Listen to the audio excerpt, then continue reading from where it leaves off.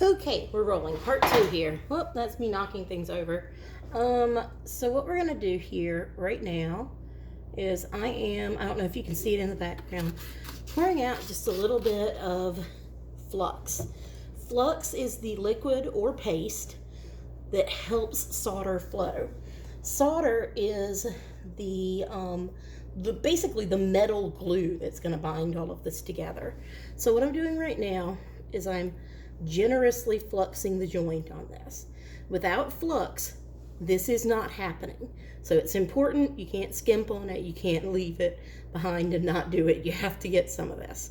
What I'm using here is Mighty Flux, but the most simple and affordable version of it would be to get some boric acid at the hardware store and mix it with a little alcohol or water. Either will actually work, I think. So this is my torch that I normally use.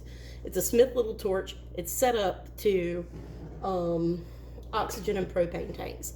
So that's with the propane on. Whoop, there we go. Now it's in frame. And that's with the oxygen and propane on. And you get that nice little hissy flame. This is a big investment.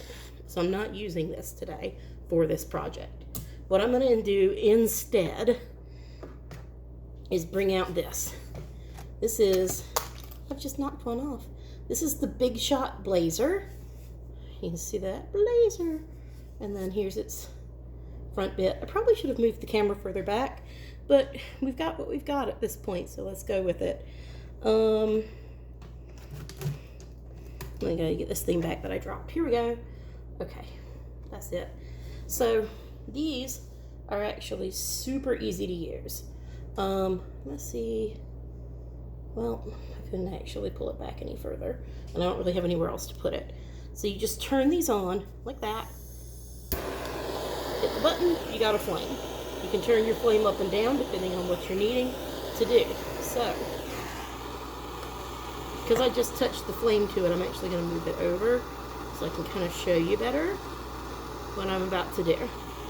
So there's a couple ways to do this next part. And I'm going to go ahead and put a little more flux on it since I dropped it and then I handled it. What I tend to do is this. I pick up a piece of my solder. I'm actually going to turn. There we go.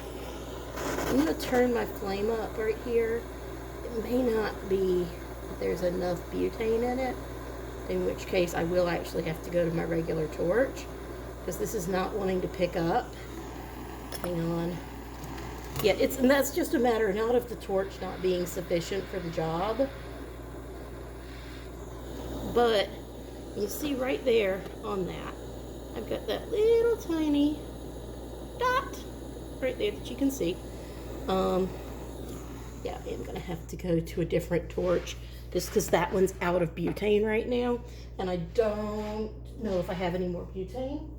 So I am going to use my regular oxypropane torch, but I'm glad I went ahead and showed you the Big Shot Blazer because it's a really good entry-level torch. Don't mess around with the creme brulee torch. They're just not worth it. They will just break your heart and make you sad because they're not hot enough to do the things you need them to do. So you see what I'm doing right now is I am heating both of these rings a little bit all over, just getting them good and warm. And then I'm going to come in where I've got my little join right there, and I just touched it, see? So the solder, don't use hardware store solder. Plumbing solder is not okay. It will not work. You need real solder from a real jeweler's supply house like Rio or Monster Slayer. If you're in the US, those are two good ones. And I'm using medium solder here because in the next step I'm going to move back to easy, which melts at a lower temp. So, okay, coming back in here. Pop, it just flowed right on. That's because I had my heat high enough. If it hadn't, it would have either been because my heat wasn't high enough, or my metal wasn't clean enough, or my joint wasn't close enough. Those are the basics of how any of that can go wrong. Right now, though, they are lava hot. Well, not lava hot, but you know what I mean. And so what I'll be doing is quenching them. Just off screen there, there's just a little bit, I'll see if I can move the phone, a little bit of water, and you can hear that little hiss just then. Please ignore my incredibly messy, oh no, I almost dropped my phone in the water. I'm not good at life. Excuse me, my incredibly messy studio space here. I'm in the midst of like 6 different big projects. So yeah, so that's all. Once you hit it in the water, it's safe to handle. It's absolutely safe to handle. You don't have to be scared of it. And if any of you have questions, by the way, about the materials or things that I'm using in this, let me know. Now there is another way to handle the soldering thing situation. What you can do is go ahead, ball up a little piece of solder and put it carefully on your cold metal so that it'll be right on the join and ready to flow.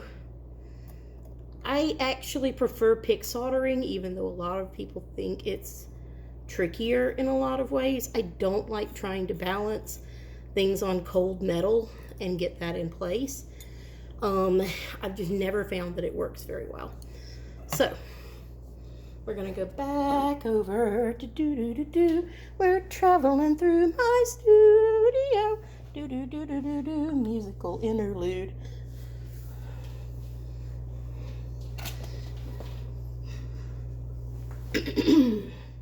So we're gonna come back over here. So now what we've got are 2 kind of misshapen rings, a little chonky, a little weird. And so we're gonna put these onto the ring mandrel. And once it's on the ring mandrel, you're just gonna, trying to see if I can get it really in frame. You're just trying to round it out. And don't worry, you can, whoops. This is a rawhide mallet that I'm using, but you could use a rubber mallet if that's what you've got. There's no reason that you couldn't. The neat thing about rawhide versus just a regular hammer is that it is handmade. Now this came in just now at an 8, which makes me think that maybe I picked up the wrong one when I soldered. But that's no big deal because I'm actually probably just going to melt this project back down at the end. So I'm coming in now. Now it's round. You see it's round, but it's not flat. You can see it kind of picks up a little wobble, wobble, wobble. Flip. Now it's flat. And you can do that before or after you go in and round everything out. This is a real quick and dirty job, by the way, you guys. There are probably ways I could make this way more accurate. I could, for one thing, measure the actual, oh no.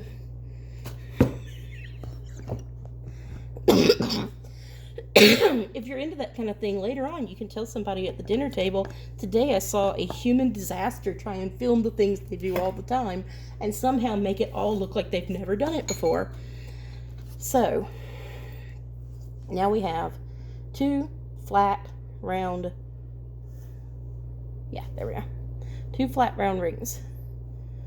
So they're flat, they're round. So now the deal is you got to get them like this. And by the way, you can use a much heavier gauge of wire if that's what you're comfortable with when it comes to ring splints. All that means is you're going to have to get the heavier wire, and you're going to have to get it hotter when you go to torch it. And as I said, my torch was running out of butane. But those little butane torches, like the Big Shot Blazer, are not terribly expensive as metalsmithing equipment goes, and will work for this kind of thing. So I'm going to get set up. I'm going to put the pause on this, and I'm going to be back in part 3, the last one. Oh, I should have come up with something cute before I started saying that.